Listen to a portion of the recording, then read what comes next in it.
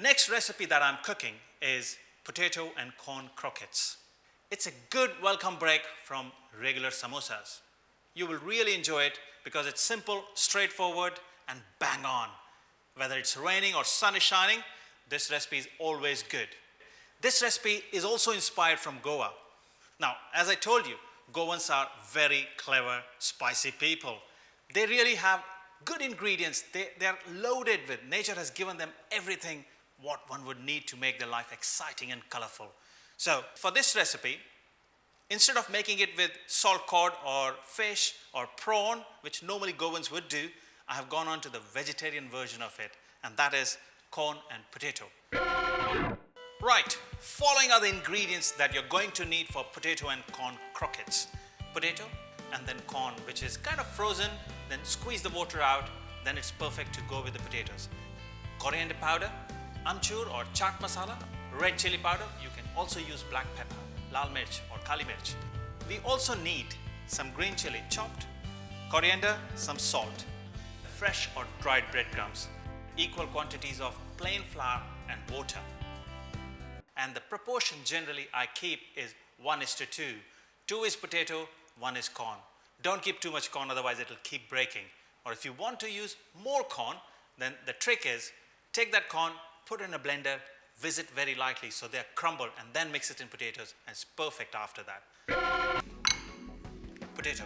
For this particular recipe, I'm using about 100 grams, andazan, okay? About 50 odd grams of frozen, which was thawed, then squeezed so that it's completely dry and strong, crispy corn kernels. Now the spices I'm going to need are, I'm using some coriander powder. You can either add straight like that, the way I'm doing it. It was about half a teaspoon, or you can toast the coriander powder slightly. Chaat masala, just about half a teaspoon again. Also, red chili powder, you could use black pepper instead. Kali mirch will do for this. Again, it's to taste. I hate saying that half a teaspoon because it could be my requirement, but maybe you don't need that much chili. So you could use just the way you like it. Some green chili, I think that's very essential for this. Just a handful of chopped coriander leaves. And of course, a pinch of salt. And mix it all together. Now, potato has got a lot of its own starch, but sometimes it happens that the quality of potato we buy from the markets, they are not starchy enough. They are a bit waxy and they will not hold it together. So for that, what do? Your croquette or whatever dish you're making will keep falling apart. This one feels slightly wet to me. So just to correct it, I will add just a little bit of breadcrumbs. What breadcrumbs will do, they will soak in excess moisture from the potatoes and also give binding. Now once this is mixed, always make sure you taste it. You cannot be a good cook if you don't taste your food as you cook along. Very good. As I thought. Now what we do here is make balls like that. In one portion, you would serve about 2 to 3. If it's a snack, you don't count. You don't tell Auntie Ji. Right. I think 3 is good enough. I'm not going to bother making all of it. I'm not impressing you with that. Now, to make the slurry, I'll keep my gloves on.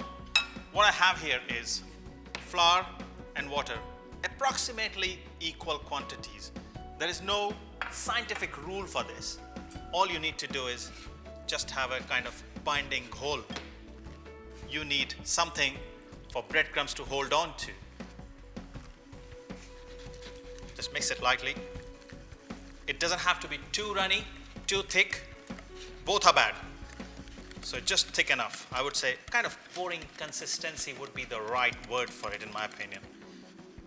Yeah, which is absolutely right. Look at that. Perfect. So I'll keep that here and I'll bring a plate out in front and keep this in a sequence. So I got the batter, the breadcrumb and the plate. Now croquettes, nothing but a kofta in my opinion, but you can shape it whichever way you like, but croquettes are generally baton shape. It's like a finger and then rolled. Hold it tight, then lightly put in here. You shouldn't leave it there for too long. A quick dip is actually good enough, but I didn't shape it before. Ideally, you should shape it and then dip it. Okay, what I'll do now is lift that, goes in there. This also lifted, goes in there. Before I put the next one, I'll just crumble it nicely first. I can always shake off excess crumb bit later. Put that, and this one goes in back here. So 3. Mix it all together, nicely crumbed. Put that here, and I'm done with my gloves as well. I'll remove them. Get rid of batter and the mixture. And now nicely clean it up, because you don't need too much of crumb as well. This might be slightly big, but I like it. But you can make it smaller if you wish. So this is done. What I'm going to do is rest it in the fridge, because that will give potatoes some strength and they will hold tight. I'll leave that there for a while. My croquettes should be ready now for deep frying. So we'll just go and fry our croquettes. Right, the croquettes are here. I still feel I could have done with slightly smaller croquettes, but never mind. You know, I try hard to be as cosmopolitan as possible, but sometimes this Punjabi in me comes out. What can I do? Not my fault, guys. Right. Always keep a tray lined with kitchen towel, kitchen paper, because as soon as it fries, take it out and let it roll on the paper so excess oil comes out. I love this. This deep fat fryer is ingenious. It has got a basket. I don't know whether you can see it or not. It's got deep fat fryer basket, which actually rotates. Fantastic. I don't have to have a pony or a spoon in my hand and keep stirring it. Fantastic. Love it. Having said that, I think I should roll it a bit anyway.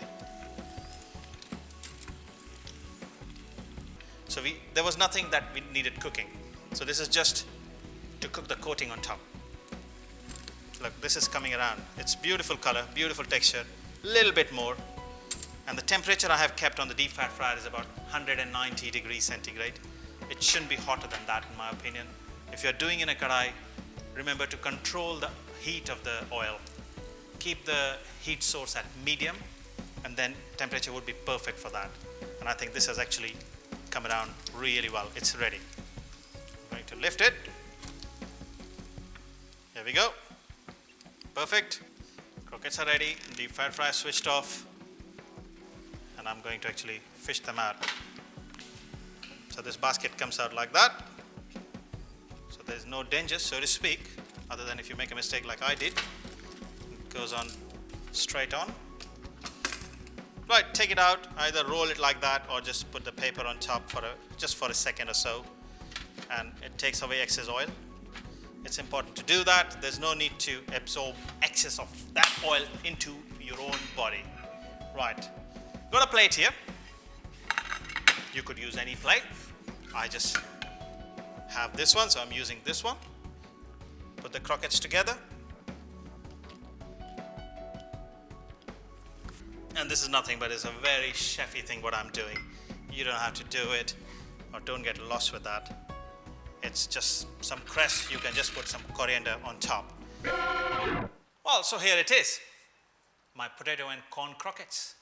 Good alternative of samosas. Now, to make this dish, let me recap quickly.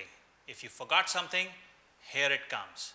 To make the croquettes, you are going to need about 100 grams of potatoes, which are boiled and grated, about 50 grams of corn, which has been thawed and water squeezed out completely, and the flavors were coriander powder, chaat masala, red chilli powder, some chopped chilies, a small handful of chopped coriander, pinch of salt. I mixed it all together and then shaped into croquettes. I made a slurry of equal quantities of flour and butter, a batter which was of pouring consistency. I dipped the croquettes in that and then rolled them on, fresh breadcrumbs or dried breadcrumbs. You can use any of those. Make sure you actually rest your croquettes before you deep fry them. Once you have crumbed them, put them in the fridge for good 10 to 12 minutes and then deep fry them at 190 degrees centigrade until they are golden crisp. Remove them, put them on a tray lined with kitchen towel paper. Once the croquettes were fried, I placed them on the plate like this, put the sauce on the side and garnished with some cress